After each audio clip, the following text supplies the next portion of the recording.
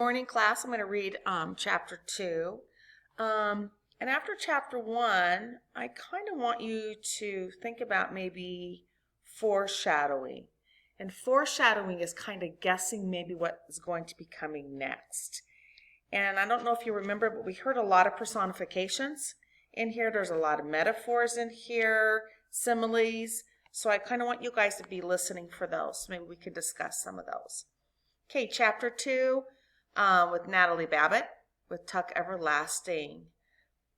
And so at dawn, that day in the first week of August, May Tuck woke up and lay for a while beaming at the cobwebs on the ceiling. At last she said out loud, "The boys will be coming tomorrow." May's husband on his back beside her did not stir. He was still asleep, and the melancholy creases that folded his daytime face were smooth and slack. Melancholy. Anybody know what melancholy means? Melancholy is kind of something sad. He snored gently, and for a moment the corners of his mouth turned upward in a smile.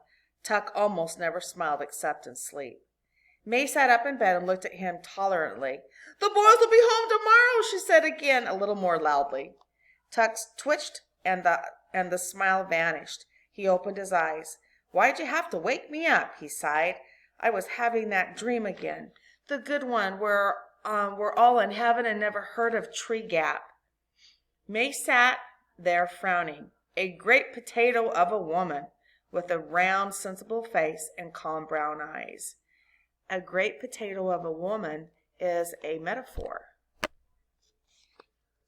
"It's no use having that dream," she said. "Nothing's going to change." "You tell me that every day," said Tuck, turning away from her onto his side. "Anyways, I can't help what I dream." "Maybe not," said May, "but all the same, you should have got used to things by now." Tuck groaned. "I'm going back to sleep," he said. "Not me," said May. "I'm going to take the horse and go down to the wood to meet them." "Meet who?" "The boys, Tuck, our sons. I'm going to ride down to meet them." "Better not do that," said Tuck. "I know," said May, "but I just can't wait to see them. Anyways, it's 10 years since I went to Tree Gap. No one will remember me. I'll ride in the sunset. Just to the wood. I won't go into the village. But even if someone did see me, they won't remember. They never did before, now, did they?" "Suit yourself, then," said Tuck into the pillow. "I'm going back to sleep." May Tuck climbed out of bed and began dressing. 3 petticoats, a rusty brown skirt with one enormous pocket, an old cotton jacket, and a knitted shawl, which she pinned across her bosom with a tarnished metal brooch. The sound of her dressing were so familiar to Tuck that he could say without opening his eyes, "You don't need that shawl in the middle of summer." May ignored his observation. "Indeed," she said. "Will you be all right? We won't get back till late tomorrow." Tuck rolled over and made a rueful face at her. A rueful face at her. Okay, that's kind of foreshadowing again, kind of making that kind of face. "What in the world could possibly happen to me?" "That's so," said May. "I keep forgetting." "I don't," said Tuck. "Have a nice day." And in a moment, he was asleep again. I wonder why he's saying, "What's going to happen to me? Why are you worried about me?" May sat on the edge of the bed and pulled on a pair of short leather boots, so thin and soft with age, it was a wonder they held together. Then she stood and took from the washstand beside the bed a little square-shaped object, a music box painted with roses and lilies of the valley. It was the one pretty thing she owned, and she never went anywhere without it. Her fingers strayed to the winding key on its bottom, but glancing at the sleeping Tuck, she took her head, gave the little box a pat, and dropped it into her pocket. Then, last of all, she pulled down over her ears a blue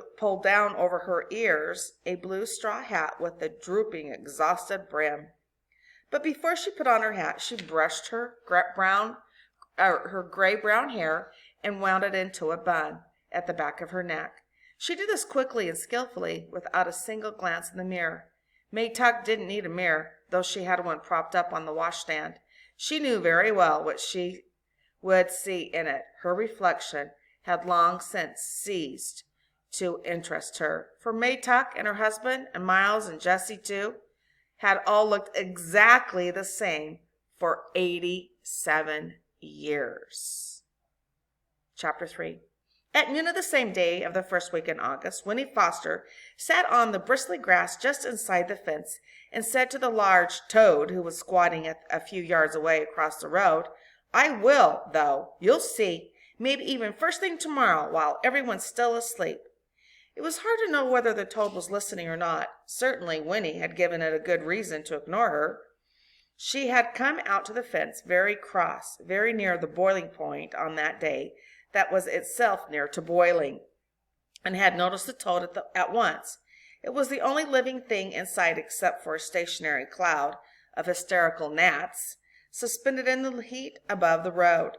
Winnie had found some pebbles at the base of the fence, and, for lack of any other way to show how she felt, had flung one at the toad. It missed altogether, as she'd fully intended it should, but she made a game of it anyway, tossing pebbles at such an angle that they passed through the gnat cloud on their way to the toad.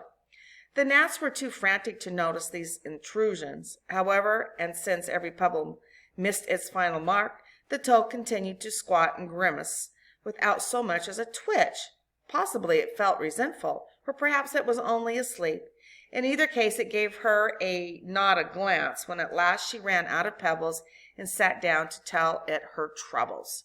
"Look here, Toad," she said, thrusting her arms through the bars of the fence and plucking at the weeds on the other side. "I don't think I can stand it here much longer." At this moment, a window of the front of the cottage was flung open, and a thin voice, her grandmother's, piped, "Winifred, don't sit on that dirty grass. You'll stain your boots and stockings." And another, firmer voice, her mother's, added, "Come in now, Winnie, right away. You'll get heat stroke out there on a day like this, and your lunch is ready." "See," said Winnie to the toad, "that's just what I mean.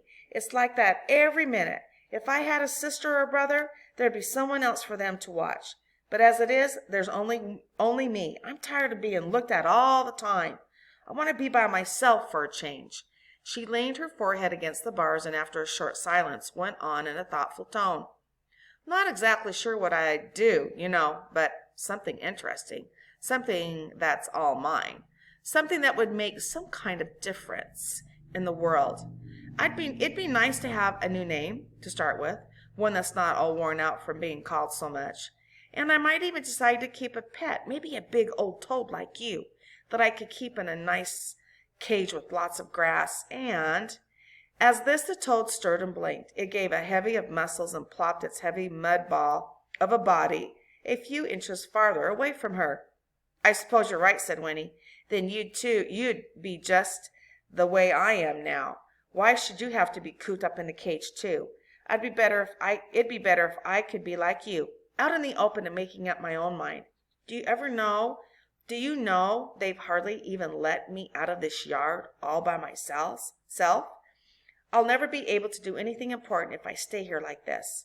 I expect I'd better run away." She paused and peered anxiously at the toad to see how it would receive this staggering idea. But it showed no signs of interest. "You think I wouldn't dare, don't you?" she said accusingly. "I will, though. You'll see. Maybe even first thing in the morning, while everyone's still asleep." "Winnie!" came the firm voice from the window. "All right, I'm coming," she cried, exasperated, and then added quickly, I'll be right there, Mama." She stood up, brushing at her legs where bits of itchy grass clung to her stockings. The toad, as if it saw their new interview was over, stirred again, bunched up, and bounced itself clumsily off toward the wood. Winnie watched it go. "Hop away, Toad," she called after it. "You'll see. Just wait till morning." Okay, that was chapter 2 and 3.